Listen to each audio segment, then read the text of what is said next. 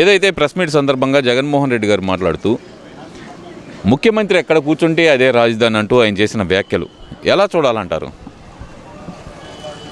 ముఖ్యమంత్రి ఎక్కడ కూర్చుంటే అక్కడ రాజధాని అనే మాట చెప్పటం అనేది ఒక హాస్యాస్పదంగా ఉంది. ఎందుకంటే రాజధాని ఎక్కడుందో అక్కడ ముఖ్యమంత్రి వస్తారు. రాజధాని ఉన్న చోటే ముఖ్యమంత్రి గారు ఉండి పరిపాలన చేయటం జరుగుతూ ఉంది. అది ఆనవాయితీ ఎప్పటి నుంచో వస్తున్న ఇది. అమరావతి ఏకైక రాజధాని అని చెప్పేసి 2014లో తెలుగుదేశం పార్టీ మరియు కూటమి ప్రభుత్వం అంతా దాన్ని సెట్ చేస్తే దాన్ని పాడు చేయాలనే ఉద్దేశం మీ ఏం ఉద్దేశంతో పెట్టారు? మరి 3 రాజధానులను పెట్టేసి దాన్ని డిస్టర్బ్ చేయడం జరిగింది ఈ యొక్క వైసీపీ నాయకులు కానీ వైసీపీ ప్రభుత్వం కానీ. దాన్ని మరలా లేదు ఇది ఒక ఏకైక రాజధాని మేము ఉన్నామని చెప్పేసి దీని అభివృద్ధి పదంలో తీసుకురావడానికి ముందుకు వచ్చిన కూటమి ప్రభుత్వానికి ఈరోజు మీరు చెప్పే అంతటా వాళ్ళైతే కాదని చెప్పి నేను అంటున్నా. అలానే మీ ఇష్టం వచ్చినట్టుగా ఇప్పటికే మనం చాలా నష్టపోయి ఉన్నాం. తెలంగాణ వెళ్ళిపోయి ఇవి మళ్ళీ సీమ వెళ్ళిపోయి సీమాంధ్ర కలిసి ఉన్న దాన్ని మళ్ళీ రకరకాల ఏదో పొలాలు పెట్టాలనే ప్రయత్నం చేయటం అనేది కరెక్ట్ కాదు. ఎందుకంటే అందరం అక్కడ వాళ్ళని ఆ ప్రజల్ని ఉద్దేశించి ఈ ప్రజల్ని ఉద్దేశించి వీళ్ళకి అన్యాయం జరుగుతుంది వాళ్ళకి అన్యాయం జరుగుతుంది ఇలా రెచ్చగొట్టే వ్యాఖ్యలు అయితే చేయటం కరెక్ట్ కాదు. వైఎస్ఆర్సీపీ ఇప్పుడున్న 11 సీట్లు కాకుండా ఇంకా చాలా తీవ్రంగా నష్టపోయే పరిస్థితి ప్రజలు ఓటు ద్వారా తెలియజేస్తారని చెప్పి నేను తెలియజేస్తున్నాను. ఎందుకని పదే రాజధాని అంశాన్ని మొన్న చూస్తేనే సజ్జల రామకృష్ణారెడ్డి అమరావతికి మేము అడ్డము కాదు నిలువు కాదు అభివృద్ధి చేస్తే కనుక తప్పేముంది అంటున్నారు. మరి గతంలో జగన్మోహన్ రెడ్డి కూడా ఢిల్లీని తలదన్నే రాజధాని కడతాను నేను అని మాట్లాడిన మాటలు మరి ఇప్పుడు చూస్తేనేమో నేను ఎక్కడ కూర్చుంటే అదే రాజధాని, ముఖ్యమంత్రి అనే వ్యక్తి అక్కడ కూర్చుంటే అదే రాజధాని అంటూ మళ్ళీ రాజధాని మీద ఆయన మాట్లాడిన మాటలు ఎలా చూడాలంటారు? ఇదంతా మీ చేతుల్లో 5 సంవత్సరాలు ఉంది. 5 సంవత్సరాలు ఉంటే 2 సంవత్సరాలు కరోనా అని చెప్పి టైం వేస్ట్ చేశారు. ఆ తర్వాత ఏమో ప్రజలకు అసలు పనులే లేవు. ఆ కాలంలో ఆ యొక్క ఇసుక వైఫల్యం ఉంది. ఎంతమంది దాని మీద ఇసుక కార్మికులు దాని మీద ఆధారపడి ఎంతమంది భవన కార్మికులు ఉన్నారో దాని మీద ఆధారపడి అది అందరూ చూశారు. సో దానికి సంబంధించి కూటమి సర్కారు కూడా ఎన్నోసార్లు రోడ్ల మీద వచ్చి ధర్నాలు చేసి ఎంతో గందరగోళాలు చేస్తే కానీ మీరు ఇదెవరు. అలానే ముస్లిం మైనార్టీలకు కూడా ఆ దుల్హన్ స్కీమ్ ఇవ్వడానికి అదొక ఇది చేశారు. దాన్ని కూడా గోల చేస్తే కానీ అది కానీ ఇదవ్వాల కోర్టు దాకా వెళ్ళి చెప్తే కానీ ఇవ్వాల. అలాగా మీరు వైఫల్యాలు మీరు చూసుకోండి. నేనుంటే రాజధాని 5 ఏళ్లలో నేను చేసేవాడిని. మీ 5 ఏళ్ళు ఇచ్చాము, మీరు చేయలేకపోయారు. మీరేమి సాధించలేకపోయారు. మీరేమన్నా అభివృద్ధి చేయగలిగారా? లేదు కదా.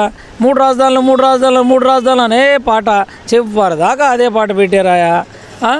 మరేమన్నా చేయగలిగారా? మీరు ఏమీ చేయలేకపోయారు. మిమ్మల్ని నమ్మలేదు. వైజాగ్లో కూడా మిమ్మల్ని నమ్మలేదు. ఇన్ని రకాలుగా మీరు వైఫల్యాలు చేసుకొని ఇప్పుడేమో ఏకైక రాజధాని అమరావతిని మీరు దగ్గరుండి ఎంకరేజ్ చేయాల్సింది పోయి ఏంది ఈ ప్రజలందరూ మాకు మొన్న 11 సీట్లకు పరిమితం చేశారంటే మనం చేసిన తప్పులే అని చెప్పి మీరు ఒప్పుకొని ఇప్పుడున్న కూటమి ప్రభుత్వానికి మీరు సహకరించాల్సిందిగా పోయి మీరు అసెంబ్లీకి రాక ఏమీ లేక రాళ్ళు కొడతాం, దూరం నుంచి కొడతాం, ఇది బాగా అలవాటు అయిపోయిందని చెప్పి నేను అనుకుంటున్నాను. ఇప్పుడు ప్రధానంగా చూసుకుంటే కనుక జగన్మోహన్ రెడ్డి గారి ప్రెస్ మీట్లో ఆయన ప్రస్తావించిన కీలక అంశం సీమ లిఫ్ట్ ఇరిగేషన్ గురించి అయితే ప్రస్తావించారు. సీమలా పుట్టి సీమకు వెన్నుపోటు పొడిచాడు. అటు మామకే వెన్నుపోటు పొడిచిన చంద్రబాబు నాయుడు సీమకు వెన్నుపోటు పొడవడం పెద్ద కన్నతల్లి లాంటి సీమకు వెన్నుపోటు పొడవడం పెద్ద ఆశ్చర్యం లేదు అంటూ ఆయన మాట్లాడిన మాటలు ఎలా చూడాలంటారు?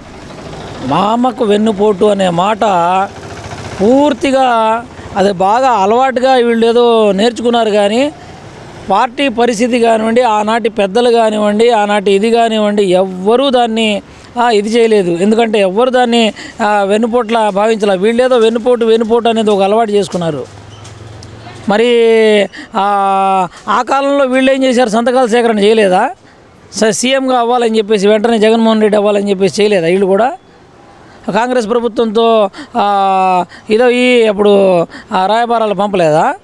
మరి పంపినప్పుడు అప్పుడు మాత్రం వాళ్ళు ఒప్పుకోలేదు కదా. మరి అప్పుడు ఒప్పుకోనప్పుడే కదా మళ్ళీ వైఎస్ఆర్సీపీ పార్టీ స్థాపన చేసుకుంది. అలా అయితే ఏం చేయలేదు కదా. ఇక్కడ పార్టీని ఏ రకంగా చేస్తే బాగుంటుంది, ఏ టైంలో ఎలా ఉంటే బాగుంటుందని ఆనాడు గట్టి స్టెప్ తీసుకొని చంద్రబాబు నాయుడు గారు పట్టుకోబట్టి అభివృద్ధి పదంలో తేవాలనే ఉద్దేశంతో అలా తీసుకురావడం జరిగింది. దాన్ని వెన్నుపోటు అంటే ఇక మనం ఏం చేయలేము. అది అదొక ఏది ఊత పదంలా పెట్టేసుకున్నారు దాన్ని.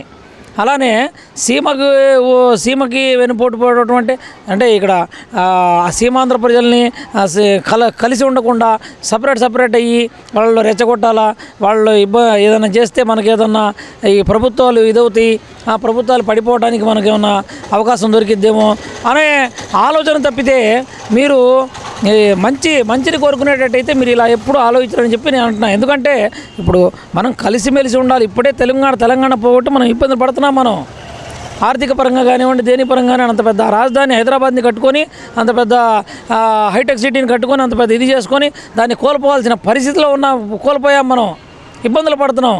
మరి ఇప్పుడు మనం దీన్ని బిల్డ్ చేసుకునే సమయంలో ఏంటి రాళ్ళు కొట్టడం, అసలు ఏంది, అసలు ప్రతి దాన్ని అడ్డుకుంటాం. అది కరెక్ట్ కాదు. మీరు చెప్పుకున్నంత మాత్రాన ప్రజలేం గమనించకుండా ఏమి ఉండట్లేదు, అందరూ గమనిస్తున్నారు. సీమాంధ్ర సపరేట్ చేయలేరు, రెండు కలిసే ఉంటాయి, రెండు అన్నీ కూడా అభివృద్ధి చెందుతాయి, ప్రతి దాన్ని అభివృద్ధి చెందిస్తారు. ముఖ్యంగా కడపని కూడా చూస్తున్నారు కదా, ఎంత ఇదిగా తీసుకొని డెవలప్మెంట్ చేస్తున్నారో. ఎందుకు చేయరు? ప్రజలు గమనించట్లేదా ఏంది? మీరే ఉన్నా మేమే చేయాలా మేము ఉంటేనే చేస్తామనే మాట అది కరెక్ట్ కాదని చెప్పి నేను తెలియజేస్తున్నాను. ఎందుకని ఈ భావోద్వేగాలు రెచ్చగొట్టే పనిలో వైఎస్ఆర్సీపీ నాయకులు ఎందుకు బిజీ అయ్యారు అనుకోవచ్చు అంటారు? సీమాంధ్ర లిఫ్ట్కి ఇరిగేషన్ అయితే కనుక హరీష్ రావు గారు చాలా క్లియర్గా చెప్పారు, స్టే తెచ్చింది మేము అని చెప్పి ఆయన క్లియర్గా చెప్పారు.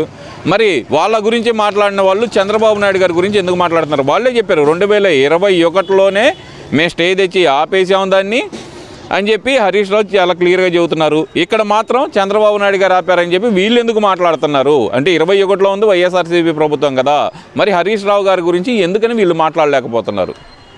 ఏమండి, వీళ్ళకి ఏంటంటే రేవంత్ రెడ్డి గారు అక్కడ సీఎం అవ్వటం, రేవంత్ రెడ్డి గారు గతంలో చంద్రబాబు నాయుడు దగ్గర ఉండటం, వారు కూడా చంద్రబాబు నాయుడు టీంలో ఉండటం, వీళ్ళేమో అక్కడికి వెళ్ళటం, ఇద్దరు కూడా బాగా సన్నిహితంగా మెలగకుండా ఎలా ఉంటారు? ఒక చోట పనిచేశారు, ఒకనొకప్పుడు పనిచేశారు. ఇప్పుడేమో రెండు రాష్ట్రాల్లో ఇద్దరు సీఎంలుగా పనిచేస్తున్నారు. అది కూడా వాళ్ళకి తప్పనిపిస్తే ఇక దాన్ని బట్టి ఏదేదో రకరకాలుగా క్రియేట్ చేసుకుంటే ఏం చేస్తామండి? ఇక అవన్నీ వాళ్ళిద్దరూ ఏదో సీక్రెట్గా మాట్లాడుకున్నారంట, మరి అది ఏదో డెసిషన్ తీసుకున్నారంట. ఇలాగా అంటే మీరు మీ అంతటా మీరే అనుకొని, మీ అంతటా మీరే చేసుకొని, మీ అంతటా మీరు అనుకుంటే సరిపోయిద్ది. అక్కడ రేవంత్ రెడ్డి గారు ఒక బాధ్యతాయుతమైన లీడరు, ఆయన ఒక ముఖ్యమంత్రి వర్యులు. అక్కడ తెలంగాణకి వారి ప్రజలకి ఇష్ట మేరకే వారి యొక్క ఇదిని బట్టే ముందుకు తీసుకెళ్ళిపోతూ ఉన్నారు. వారికి అక్కడ పేరు వస్తూ ఉంది బాగా. అలానే చంద్రబాబు నాయుడు గారు ఇక్కడ ఆంధ్రప్రదేశ్ ముఖ్యమంత్రి వర్యులు ఇక్కడ ఏం చేయాలి, ఇక్కడ కూటమి సర్కార్తో కలుపుకొనల్లా, కూటమి ప్రభుత్వంతో కలుపుకొని ముందుకు తీసుకెళ్ళిపోతూ ఉన్నారు. ఇక మీకు ఉన్న ప్రాబ్లం ఏంటి? మీకు అసలు మీరు ఉన్నప్పుడు కేసీఆర్తో మీరు అలాగ చొరవగా లేరా ఆ టైంలో? దాన్ని కూడా వీళ్ళు ఇలాగే చెప్పుకున్నారా? అప్పుడు ముఖ్యమంత్రి వారు, అప్పుడు ముఖ్యమంత్రి మీరు ఇక్కడ జగన్మోహన్ రెడ్డి గారు. ఉన్న ఇదిని బట్టి కొన్ని సమయాల్లో వాళ్ళు కొన్ని పర్సనల్ ఏం కాదు, ఉన్న యొక్క రాష్ట్రాల అభివృద్ధి మేరకు ఒకళ్ళొకళ్ళు మాట్లాడుకొని చేసుకోవాల్సిన పరిస్థితి ఉంటుంది. దానికి ప్రతిదాన్ని మీరు సీక్రెట్ మీటింగ్స్ అంటే మనం ఏం చేయలేమని చెప్పి నేను అంటున్నాను. ఇప్పుడు హరీష్ రావు గారిని మాట్లాడిన మాటకి వైఎస్ఆర్సీపీ నాయకుల దగ్గర నుంచి ఎవరి దగ్గర నుంచి సమాధానం రావట్లా. ఆపింది మేమే అని చెప్పి ఆయన చెబుతున్నారు. ఆ మాటకి వైఎస్ఆర్సీపీ నాయకులు ఎవ్వరూ మాట్లాడట్లేదు, ఎందుకు అనుకోవాలంటారు? అదేనండి చెప్తున్నా కదా, ఎప్పుడు కూడా వారు చేయాల్సిన పని వారు చేయరు.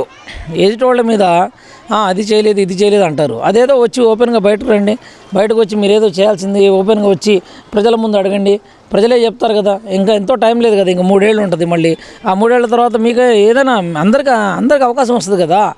మీరు ఈ 5 ఏళ్లలో ఏం చేశారు? మీరు అపోజిషన్ పాత్ర లేనప్పటికీ కూడా అపోజిషన్ పాత్ర మీరేం చేశారు? అలానే ప్రభుత్వ పరంగా అభివృద్ధిని ఏ విధంగా చేశారు? అధికారంలో ఉండి ఈ కూటమి ప్రభుత్వం వీళ్ళేంటి వాళ్ళేంటి అని దగ్గరలో ఉంది కదా, వస్తుంటాయి కదా ఎలక్షన్లు. ఓటుతోనే సమాధానం చెప్తారు ప్రజలు. అప్పుడు దాకా వెయిట్ చేయండి. మీకేందో ఈ కూటమి ప్రభుత్వం ఏందనేది తెలిసిద్ది అక్కడ. అంటే ఇక్కడ వాళ్ళు అంటుంది ఏంటంటే కనుక అటు సీమను మోసం చేశాడు, ఇటు ప్రజల్ని మోసం చేస్తున్నాడు చంద్రబాబు నాయుడు అంటున్నారు కదండి. సీమను మోసం చేశారనే మాట ఇక వాళ్ళు అనటమే అనవసరం. ఎందుకంటే సీమని కాదు, లేకపోతే ఆంధ్రాని కాదు, ఏ రాష్ట్రంలో ఉన్న ఏ జిల్లాలు కాదు, ఏ మండలాలు కాదు, ఏవి కాదు, అన్నిటికీ సమపాళ్ళల్లో అన్ని సంక్షేమ పథకాలు అందుతున్నాయి. అన్ని చోట్ల కూడా రోడ్లు, సైడ్ కాలువలు వేసి అభివృద్ధి పదంలో నడుపుతున్నారు.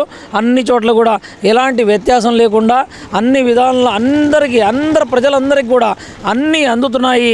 ఈ విషయాన్ని ప్రజలు గమనిస్తున్నారు, కానీ మీరు గమనిస్తున్నారో లేదో, మీరు మీ లోపల మీరు అనుకుంటే ఏమి సాగదు. ప్రజలు గమనిస్తున్నారు. ప్రజలు మళ్ళా తిరిగి ఇంకో 2 సార్లు కూటమి ప్రభుత్వానికి పట్టం కట్టడానికి వాళ్ళు రెడీగా ఉన్నారని చెప్పి నేను అనుకుంటున్నాను.